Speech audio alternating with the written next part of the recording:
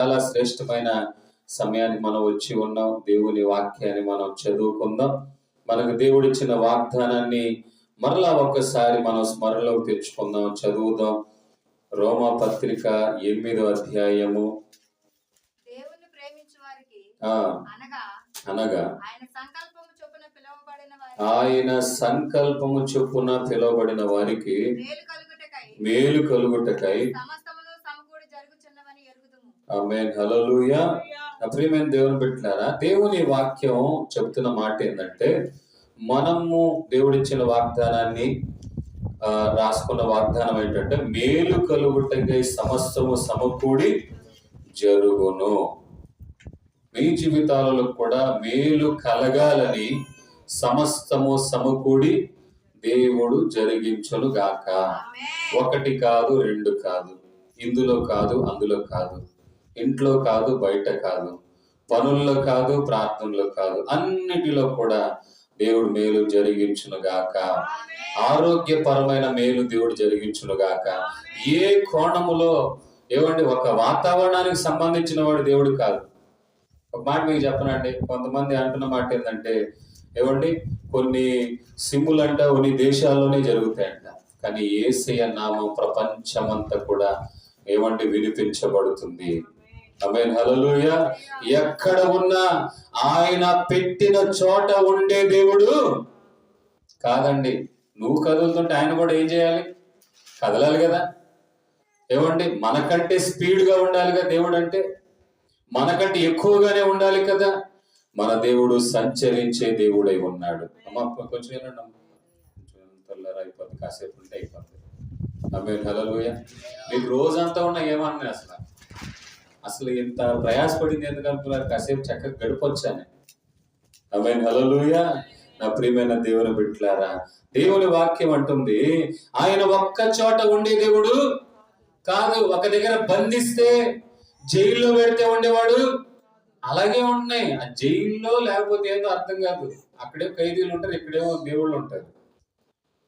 నువ్వు ఒక్క దగ్గర ఉంటే ఉండే దేవుడు కాదు నా యేసు. ఆయన అన్ని చోట్ల ఉంటాడు. నువ్వు నిజముగా మొరపెడితే నీ దగ్గరికి వచ్చేస్తాడు ఆయన.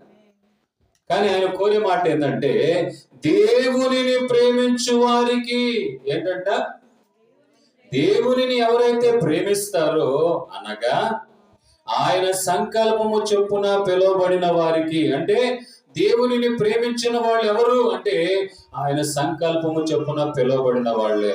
నేను పాస్టర్ గారు ఒక మాట అన్నారు, మిమ్మల్ని ఎవ్వరు మేము పిలవలేదు, పిలిచామండి, దేవుడు పిలిచాడు, దేవుడు ప్రేరేపించాడు. ఆమేన్. హల్లెలూయా. నేను ప్రగాఢంగా ప్రార్థన చేసే విషయం ఏంటంటే, నూతనమైన ఆత్మలే రావాలి. మీరు నాకు ఎంతమందికి తెలుసు? చాలా మంది నేను తెలియదు కదా. ఏమండి, పరిచయాలు తక్కువ. ఏమండి, కానీ ఈ రోజు మిమ్మల్ని నేను చూస్తున్నాను. ప్రియమైన దేవుని బిడ్డలారా, రాబో రోజుల్లో కూడా మనము ఎరగని, మనము చూడని వాళ్ళని మందిరంలో చూడబోతున్నాం. ఒకసారి చెప్పండి హల్లెలూయా. మన పక్కన, మన ఎదురు ఇది కాదు, మనం ఎరగని ఆత్మలు రావాలి దేవుని దగ్గరికి. ఈ పరిచయం సువాసనగా వెళ్ళిపోవాలి. ప్రియమైన దేవుని బిడ్డలు, ఎందుకో తెలుసా? వాక్యం అంటుంది, దేవునిని ప్రేమిస్తున్నావంటే ఆయన సంకల్పము చొప్పున పిలువబడ్డావని అర్థం. అంటే ఎవరు పిలిచారు నిన్ను? దేవుడే పిలిచాడు. దేవునిని ప్రేమిస్తున్నావు గనుక నువ్వు రాగలిగావు. దేవుని సంకల్పములో నువ్వు ఉన్నావు గనుక ఆయన పిలుపుని, అనగా రహస్యమైన పిలుపుని, అనగా నీ ఆత్మలో ఆయన ఇచ్చిన ప్రేరేపణని, అనగా నీ హృదయములో రేపిన ఆత్మని బట్టి నీవెక్కడ వచ్చి దేవుని మాటలు వింటున్నావు. ఆమేన్. హల్లెలూయా. అలాంటి వాళ్ళకంట మేలు కలగాలని సమకూడుతుంది. అంటే అర్థమైంది, మొదటిగా నీవు దేవుని ప్రేమించే బిడ్డగా ఉండాలి. దేవుని ప్రేమించే బిడ్డగా ఉండాలి. దేవుని ప్రేమించడం అంటే ఒక వ్యక్తిని ప్రేమించినంతగా తేలిక కాదు, యేసు ప్రభుని ప్రేమించడం. ఆమేన్. హల్లెలూయా. అంటే అర్థం ఏంటి? ఈ లోకపరమైన ప్రేమలో ఏముంది? ఖచ్చితంగా ఏముంటుంది? ఈ లోకపరమైన ప్రేమలో మోసం ఉంటుంది. ఉంటదా లేదా? మనిషిని బట్టి ప్రేమిస్తారా లేదా? డబ్బునోళ్ళు ఒక రకంగా ప్రేమిస్తారు, డబ్బు లేని వాళ్ళని ఒక రకంగా ప్రేమిస్తారు. అర్థమైందండి? బంధాలలో కూడా ఏమంటే డబ్బు ఉన్న వాళ్ళు ఒక రకంగా ప్రేమిస్తారు, డబ్బు లేని వాళ్ళు ఒక రకంగా ప్రేమిస్తారు, బాగుంటే ఒక రకంగా ప్రేమిస్తారు, మనకి ఏదైనా చేస్తే వాళ్ళకి పెద్దపీట వేస్తారు, మనం ఏం చేయలేకపోతున్నాం అంటే వాళ్ళ అని అంటారు. కానీ నా యేసు అలాంటి వాడు కాదు. గనుక ఆయన ఉన్నతమైన సింహాసనాసీనుడుగా ఉన్నాడు. ఆయన అంటున్నాడు, ఆకాశము నా సింహాసనం, భూమిన. మరి అంత దేవునిని ప్రేమించే గుండె మనకు కావాలి. హుషారు చెప్పండి హల్లెలూయా. ఏం చేయాలి ఆయనను ప్రేమించాలంటే అనంటే యేసు ప్రభుని అడిగితే, ప్రభువా దేవునిని ప్రేమించాలంటే ఏం చేయమంటావు అంటే ఆయన ఇస్తున్న నిర్వచనం ఏంటో తెలుసా? యోహాను సువార్తలో 14వ అధ్యాయము 14వ వచనాన్ని మనం చదువుకున్నాం. అందరూ బైబిల్ తెరవండి, అందరూ చదవాలి. ఒకరు గట్టిగా చదువుతున్నప్పుడు మిగతా వాళ్ళు చూస్తా ఉండాలి దాన్ని. 14వ అధ్యాయము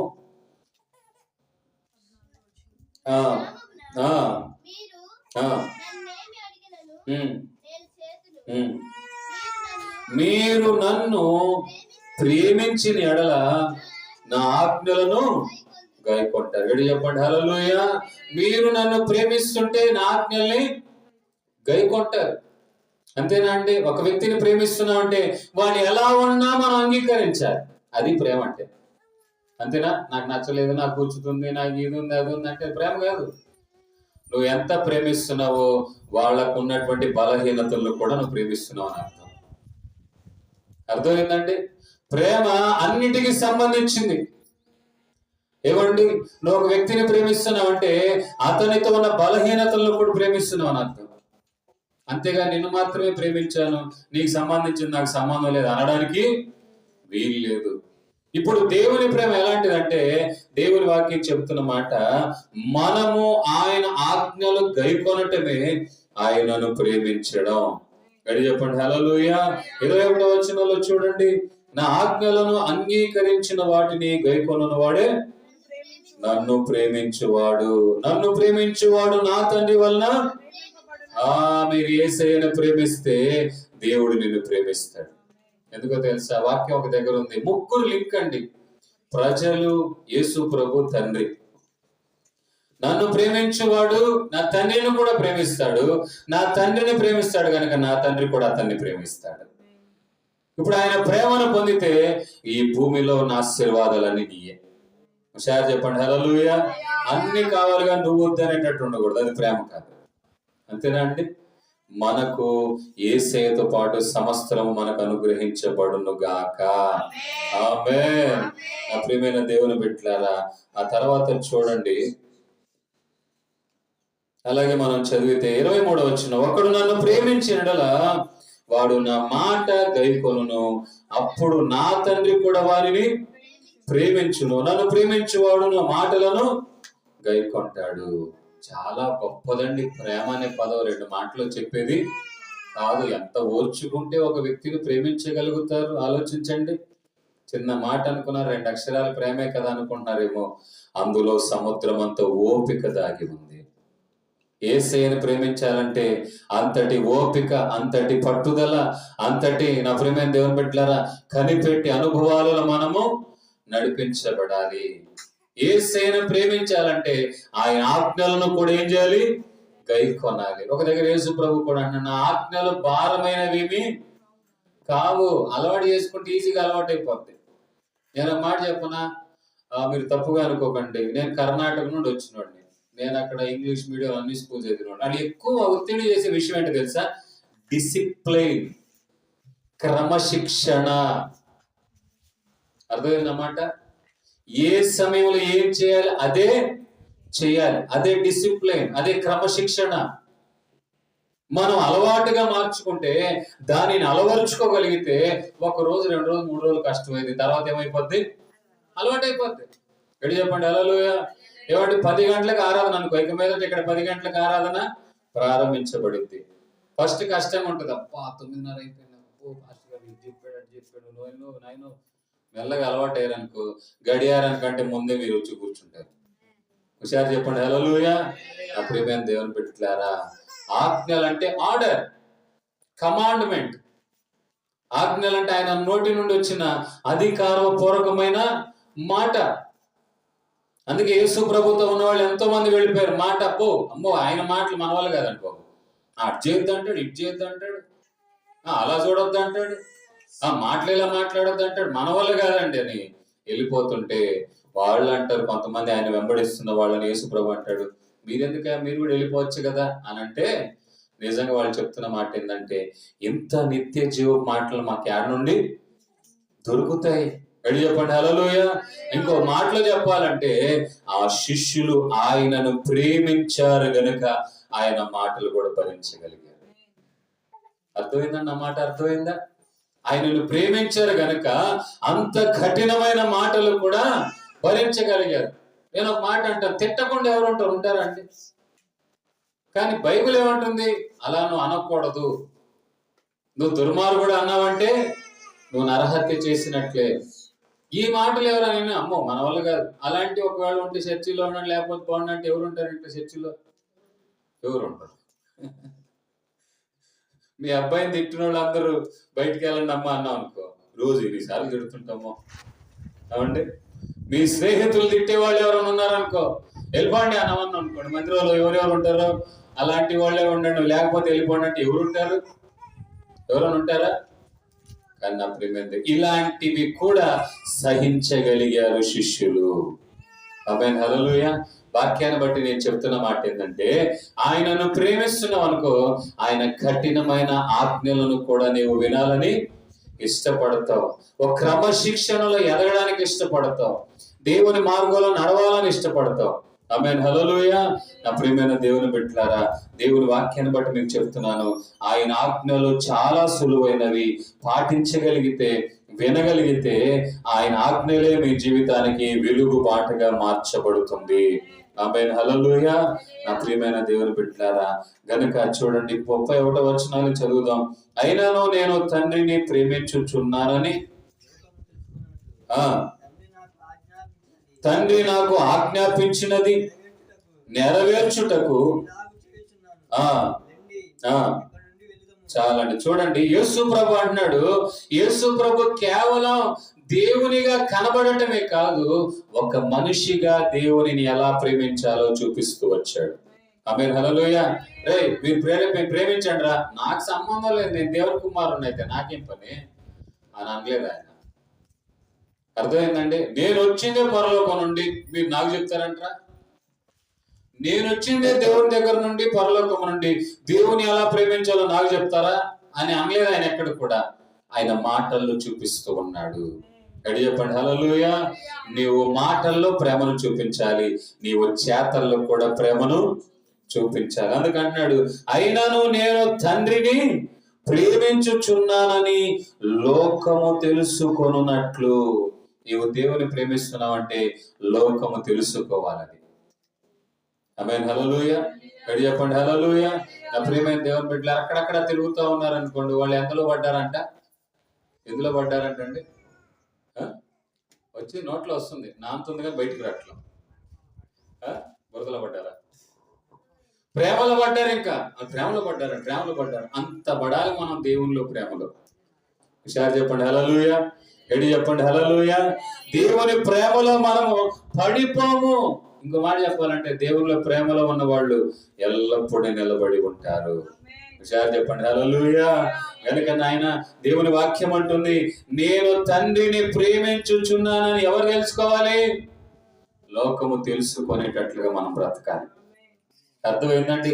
దేవుడు నాకు ఏదైతే ఆజ్ఞాపించాడో నేను నెరవేర్చడానికి ఇలా చేస్తున్నాను. మరి మీరేం చేస్తున్నారు?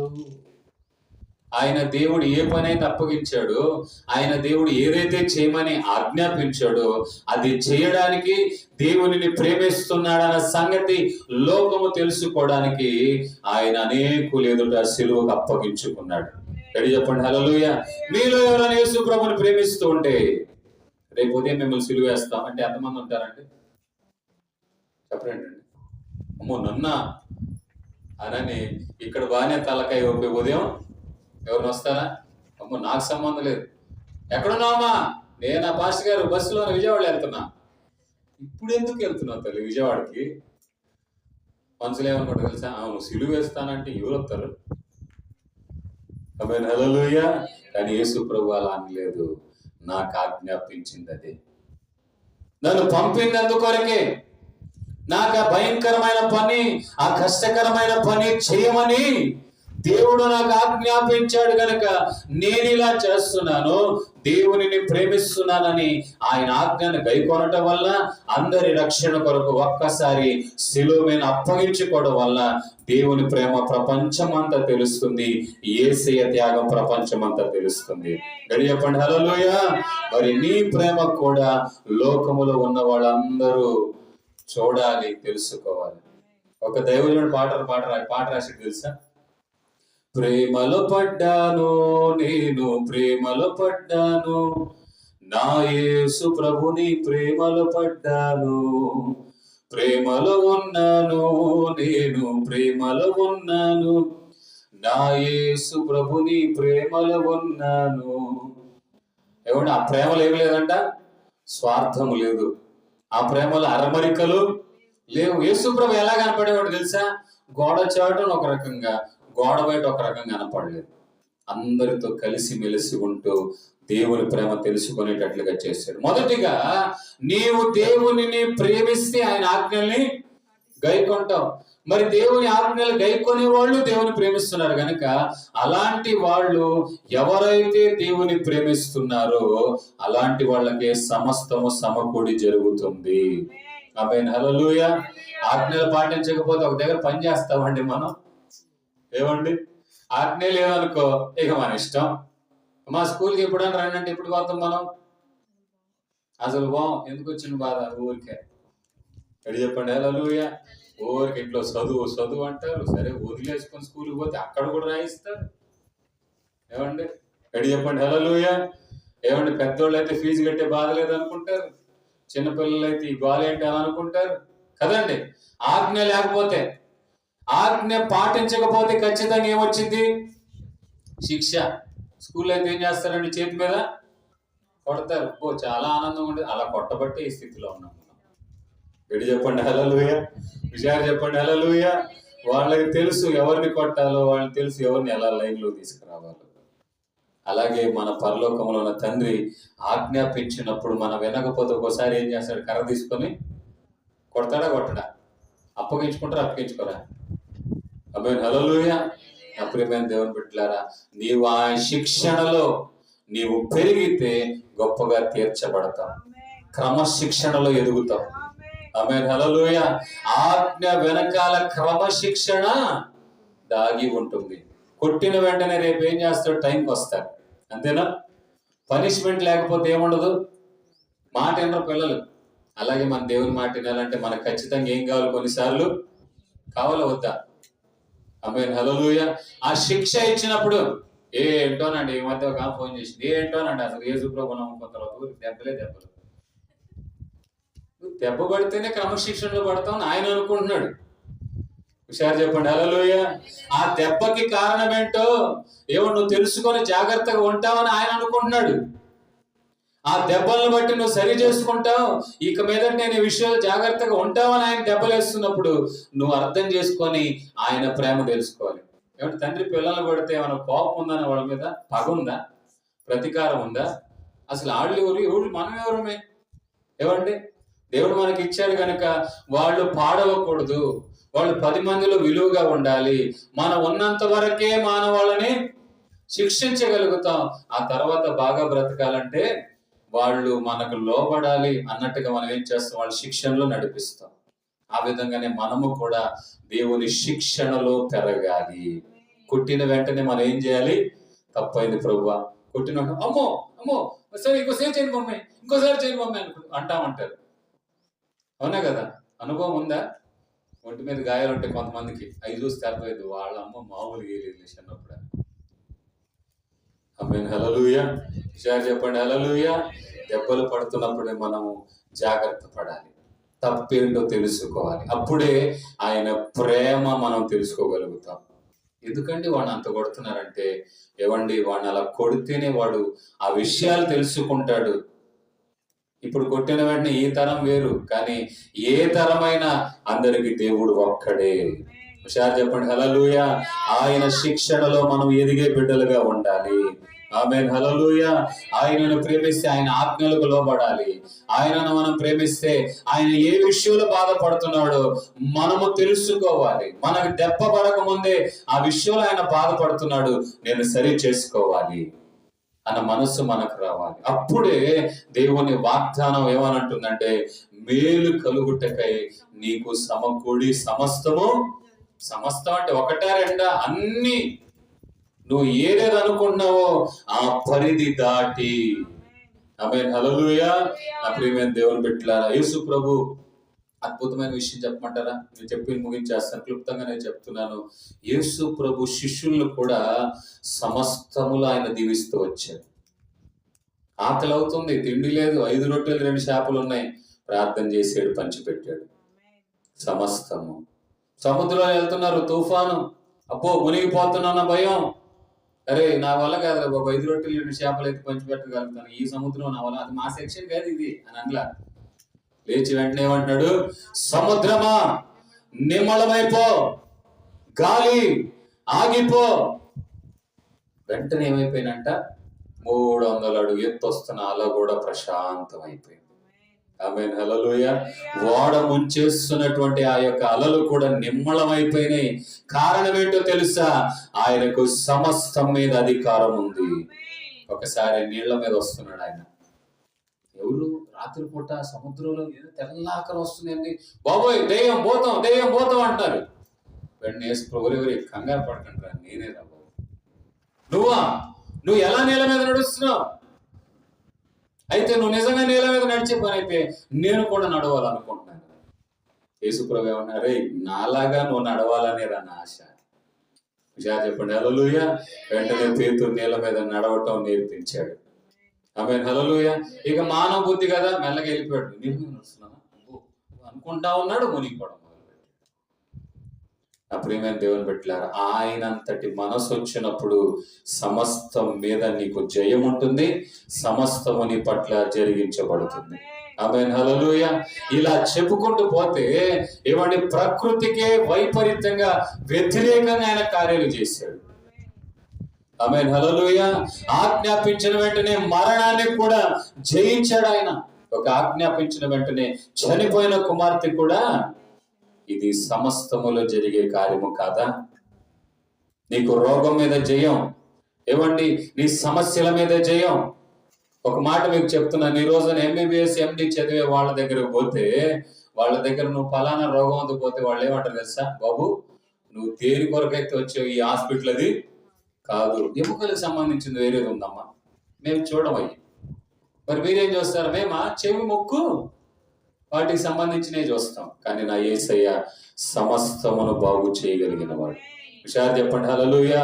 నీ బలహీనతల, అనారోగ్యతల, మోకాళ్ళ నొప్పుల, హృదయంలో ఉన్నటువంటి బలహీనతల, గుండె జబ్బుల, లివర్లో ఉన్న ప్రాబ్లమా, అది ఏదైనా సరే నాకు అసాధ్యం అవచ్చు, కానీ సమస్తము జరిగించు దేవునికి సమస్తము సాధ్యమే. గడి చెప్పండి హల్లెలూయా. కనుక ఆయన ఈ సంవత్సరం అంతా కూడా మీకు సమస్తము సమకూడి జరిగించాలి. అన్ని కోణాలలో, అన్ని రంగాలలో దేవుడు మిమ్మల్ని దీవించును గాక. ఆమె ద్వితీయోపదేశ కాండం 28 వచనములో ఆయన సమస్తములు ఎలా దీవిస్తాడో, ఎందెందులో దీవిస్తాడో చక్కగా రాయబడి ఉంది. మనం చదువు అక్కడ కూడా అదే మాట కనబడుతుందండి. మొదటి వచనములో చూసారండి, నీవు నీ దేవుడైనా మాట శ్రద్ధగా వింటే ప్రేమిస్తున్నావు అని అర్థం. తర్వాత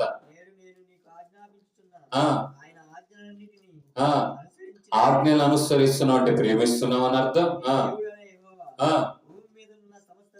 మీరు ఎప్పుడైతే ఆజ్ఞలు పాటిస్తారో, ఎప్పుడైతే ఆజ్ఞలు పాటించడం వల్ల ప్రేమను చూపిస్తారో అప్పుడంట, ఇప్పుడు చదవండి, సమస్త జనముల కంటే నిన్ను హెచ్చించుచున్నాను. ఈరోజు నిజమే కాదండి? యేసు ప్రభు నమ్మిన వాళ్ళందరూ ప్రపంచంలో గొప్పవాళ్ళ తక్కువ వాళ్ళ?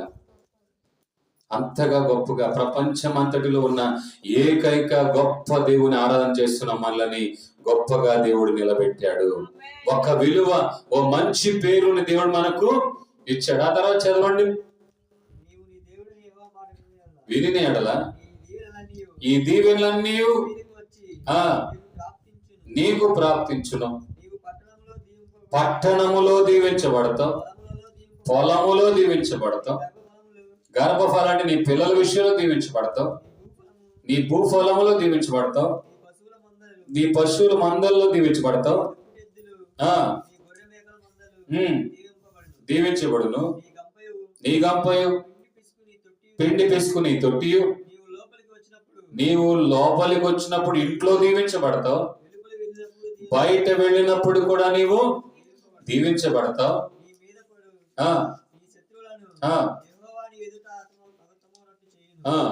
ఎన్ని చూస్తే అన్ని కోణాల్లో, అన్ని రంగాల్లో, పొలాల్లో, ఇంట్లో, బయట ఉన్నప్పుడు అన్ని దగ్గర ఏమైపోతావు అంటే నువ్వు సమస్తములో దీవించబడతావు. ఒక కోణంలో, ఒక రంగంలోనే కాదు, అన్నిటిలో దీవించబడతావు. అలా సమస్తము దీవించబడినట్లుగా నీకు మేలు కలగాలని సమస్తమును దేవుడు సమకూర్చి, ఎంత గొప్ప మాట అండి! సమకూడి అంటే అర్థం ఏంటంటే అన్నిటిని అనుకూలముగా చేసి. ప్రతికూలంగా ఉందా, నీకు అనుకూలంగా చేస్తాడు. ఇది ఎలా అండి, ఇది ఎలాగండి, ఇది కాదండి, ఇది కుదరదండి అని అనుకుంటున్నావా? నీకు అన్ని సమకూడి జరిగిస్తాడు. ఆమేన్, హల్లెలూయా. వాగ్దానం అయితే ఇచ్చాడు, పొందే బాధ్యత ఎవరిది? అవునా? ఎంత వండామనుకోండి, తినేవాళ్ళు లేకపోతే ఏం చేయడానికి? ఇంత గొప్ప వాగ్దానం దేవుడు ఇచ్చినప్పుడు ఈ వాగ్దానం నెరవేర్చబడే రీతిగా మన జీవితాలు ఉండాలి. గడి చెప్పండి హల్లెలూయా. ఈ పరిశుద్ధ గ్రంథము చాలా మంది దగ్గర వాళ్ళ గ్రంథాలు ఉండవు, కానీ ఈ పరిశుద్ధ గ్రంథం అందరి క్రైస్తవుల దగ్గర ఉంటుంది. అంటే అర్థం ఏంటంటే అందరికి చేరువుగా దీవెనలు నీ దగ్గర ఉన్నాయి, ఇక పొందే బాధ్యత నీది. ఆమేన్, హల్లెలూయా. రోజు ఈ స్టిక్కర్లు ఎందుకు ఇచ్చాము తెలుసా అండి? చెప్పండి అండి, ఎందుకు ఇచ్చాము మేము? డబ్బులు ఎక్కువైనా ఏడబడితే ఆడ అంటించుకోవడానికి. హుషారు చెప్పండి హల్లెలూయా. నేను ఆ మధ్య, ఇప్పుడు కాదు, ఆ మధ్య ఇంకా వివాహం కాలేదనుకుంటా, అప్పుడు బస్సు ఎక్కితే బస్సు కట్టించేవాడిని. ఇప్పుడు చదువుతాడులే అని. మంచిదే అంటే అండి, ఏం కాదన్ను. కాకపోతే అంటేడానికనే కాదు, అవి నెరవేర్చబడాలి. హుషారు చెప్పండి హల్లెలూయా. ట్రైన్లో పోయా, ట్రైన్లు అంటించేవా, టీవీ కూడా అంటిస్తాం. టీవీ సమకూడి జరగాలి, అన్ని ఛానల్ రావాలి. ఆమేన్, హల్లెలూయా. అర్థమైందా? ఈ వాగ్దానం వాడు అంటిస్తే వాళ్ళు లెక్కేంటి? అన్ని ఛానల్ సమకూడి రావాలి, ఏ ఛానల్ పోకూడదు. కాదు కాదు, ఇది విలువ కలిగిన వాగ్దానాలు, అందరి చదవడానికి, అందరికి చేరువుగా ఉండే వాగ్దానం. ఆమేన్, హల్లెలూయా. ప్రయాణాలు చేస్తున్నారు, బస్సు కంటించండి, ఆ మాటను బట్టి ఎవడైనా బాగుపడతాడు. కానీ నేననే మాట ఏంటంటే, రోజు ఈ వాగ్దానం చదివి, ఆ చదివిన మాట మనసులో పెట్టుకొని నువ్వు చేసే ప్రార్థనలు గుర్తు తెచ్చుకో. ఆమేన్, హల్లెలూయా. అందుకే బైబిల్ మీద స్టిక్కర్ అంటడానికి కారణం అదే. గడి చెప్పండి హల్లెలూయా. ఏంటోనండి, పైన బాగుంది, కింద మధ్యలో ఏం లేదు, ఏం చేయాలో అనుకున్నా పాస్టర్ గారు స్టిక్కర్ ఇచ్చాడు. దానికి కాదు, రోజు చదవాలి. గడి చెప్పండి హల్లెలూయా. ఇంకో మాట మీరు చెప్పమంటారా? ద్వితీయోపదేశకాండ ఎన్నోసార్లు మంచిది, 6వ అధ్యాయంలో 4వ అధ్యాయంలో ఒక మాట కనపడుతుంది, నీ గుమ్మాలకు అంటించాలి ఆయన మాటల్ని. అర్థమైందండి? బాసికలుగా కట్టుకోవాలి. ఇంకో మాట మీకు చెప్పమంటారా అండి? ఈ సాయిబులు దర్గాల దగ్గర కడతారు చూసారా తాయతులు, అందులో వాక్యాలు ఉంటాయి. మీకు తెలుసా విషయం? అందులో చుట్టి దాంట్లో పెట్టి ప్యాక్ చేస్తారు దాన్ని. గడి చెప్పండి హల్లెలూయా. అంటే అర్థమైంది, వాళ్ళు పాటించే దాదాపు ఎవరి? మనయే. మనం మూసే అంటాం, వాళ్ళు మూసాలేసాలం అంటారు. మనం యేసు ప్రభు అంటాం, ఈసాలేసాలం అంటారు. మనం నోవా అంటాం, నోవా సాలం అంటారు. ఎందుకంటే అందరం కలుసుకొని తిరుగుతుంటా రోజు, ఇదే పనిలో ఉంటాను నేను. ఎలాగైనా వాళ్ళకి చెప్పాలి, ఎలాగైనా ఖచ్చితంగా నేను చెప్తా వాళ్ళకి, నేను పాస్టర్ అని. గడి చెప్పండి హల్లెలూయా. చెప్పండి హల్లెలూయా. అన్ని మనయే, ఆజ్ఞలు కూడా దాదాపు మనయే. అందుకనే చూడండి, అక్కడ కూడా దెయ్యాలు ఎందుకు పోతాయంటే అందులో ఏం పెడతారు వాళ్ళు? ఆ చేయి కట్టిన వెంటనే తాయిత అంటే కాదు, దేవుని వాక్యం ఉంది. గడి చెప్పండి హల్లెలూయా. గుమ్మానికి దేవుని వాక్యం కనపడాలి. ఇంటి నిండా వాక్యాలు ఎందుకు కనిపించుకోమంటారంటే మా ఇంట్లో కూడా ఉన్నాయని చూపించడానికి కాదు, రోజు చదువుకో, అట్టని చదువుకుంటారని. గడి చెప్పండి హల్లెలూయా. విషయాలు చెప్పండి హల్లెలూయా. అట్టిగా దాని వైపు తిరిగి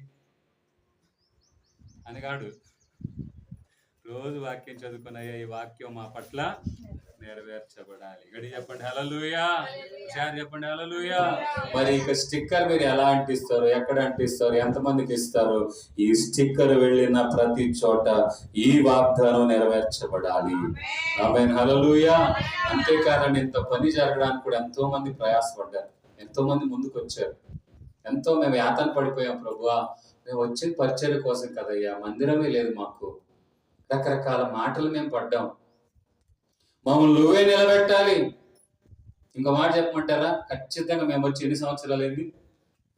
సంవత్సరం దాటింది అంతే. అర్థమైందండి? 2వ సంవత్సరం. ఇంత త్వరగా పరిపక్వతకు రావడానికి కారణం మన యేసయ్య మాత్రమే. గడి చెప్పండి హల్లెలూయా. ఇక నేనైతే చేతులు ఎత్తేసయ్యా, నా దగ్గర రూపాయి లేదా, ఇప్పటికే చాలా లోన్లు తీసుకొని ఇల్లు నిలబెట్టుకున్నాను, ఇక పై మందిరం నువ్వే కట్టాలి. మీరందరూ సాక్ష్యం. ప్రతి ఆదివారం ప్రార్థన చేస్తున్నావు లేదా? కొంతమంది రోజు అదొకంటే ఏంది మన ఆదివారం అంతా మందిరం మందిరం మందిరం ప్రార్థన ఏమండి అయిందే అవట్లా, మళ్ళా మొదటి ప్రార్థన చేద్దాం అంటాడు మందిరం కోసం. ఎందుకంటే మనందరికీ ఆశ్రయపురమే ఈ మందిరం. గడి చెప్పండి హల్లెలూయా. చిట్ట చివరికి ఒక మాట చెప్పి నేను ముగించేస్తాను. ఆ రోజున ఆశ్రయపురాలని కట్టేవాళ్ళంట. ఆ నరహత్య చేసినోడు అందులో వెళ్ళిపోయాడు అనుకో, ఇక వాడిని ఏం చేయడానికి వీల్లేదు. వాడు ఏదైనా పాపం చేసి అందులో వెళ్ళాడు అనుకో, అతని మీదకి చేయడానికి ఎవరికి అధికారం? శిక్ష విధించడానికి ఏది కూడా లేదు. ఆ విధంగానే పాపులందరూ కూడా రకరకాల అతిక్రమాలు, రకరకాల పాపాలు. నువ్వు బైబిల్ అంటావు, నువ్వు పుట్టినప్పుడు కానుండి ఎవరు పాపి. నువ్వు ఇక్కడికి వచ్చావనుకో, నీ మీద ఎవరు చేయి వెయ్యరు. నువ్వు ఇక్కడ సురక్షితముగా ఉంటావు. సురక్షితముగా నువ్వు ఉండడానికి, దేవుని మీద అనుభవించడానికి ఈ మందిరాన్ని దేవుడు నిర్మించాడు. గడి చెప్పండి హల్లెలూయా. కనుక నా ప్రియమైన దేవుని బిడ్డలారా, ఈ వాగ్దానం మీకును మీ కుటుంబస్తులందరికీ కూడా దేవుడు నెరవేర్చును గాక. ఆమేన్ హల్లెలూయా. మరలా ఒక చదువుదామా? మేలు కలుగుటకై నీకు సమస్తమును సమకూడి జరుగును. విశ్వసించిన ఆమేన్ చెప్పండి. ఇంకా మీరు ప్రార్థన ప్రారంభించుకోవాలి. ఇంకా నేను ఈ విషయంలో ప్రార్థన చేస్తున్నానయ్యా, నేను ఈ విషయంలో ప్రార్థన చేస్తున్నానయ్యా. మనుషులకు సాధ్యము కానిది దేవునికి సాధ్యం.